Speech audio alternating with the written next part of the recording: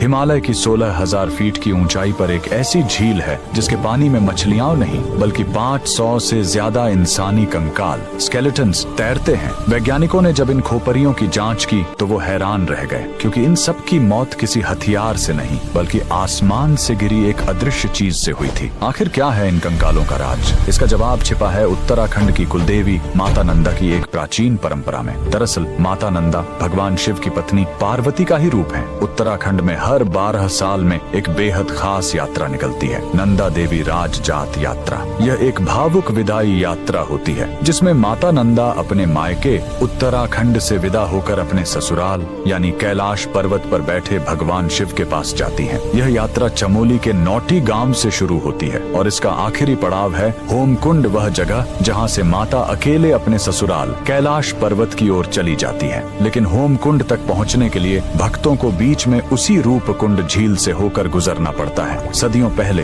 कन्नौज के राजा जसधवल ने इसी पवित्र यात्रा में शामिल होने की ठानी, लेकिन राजा को अपनी सत्ता का अहंकार था। वे भक्ति भाव से नहीं बल्कि पिकनिक मनाने के अंदाज में गए। नियम तोड़ते हुए वे अपने साथ गर्भवती रानी, नाचने गाने वाली नर्तकियां और जोर जोर से बजते ढोल नगारे लेकर पहाड़ पर चढ़ने लगे। माता नंदा अपनी विदाई के वक्त यह अपमान और शोर शराबा सह नहीं पाई। जैसे ही राजा का काफिला रूपकुंड झील के पास पहुंचा, देवी का प्रकोप टूट पड़ा। अचानक आसमान काला हो गया। बारिश नहीं बल्कि लोहे जैसे सख्त और भारी ओले गिरने लगे। वो ओले क्रिकेट की गेंद जितने भारी थे। वहां छिपने की कोई जगह नहीं थी। वो ओले सीधे राजा और उसकी सेना के सिर पर गिर रहे थे। देखते ही देखते राजा, रानी और उनके 500 साथी वहीं बर्फ में दफन हो गए। सैकड़ों साल बाद जब 1942 में वहां बर्फ पिघली तो दुनिया ने देखा कि झील कंकालों से भरी पड़ी है। और जब फॉरेंसिक जांच हुई तो वैज्ञानिकों ने पुष्टि की कि इन सभी खोपरियों में दरारें थीं जो ऊपर से किसी भारी गोल चीज ओले के गिरने से ही आई थी।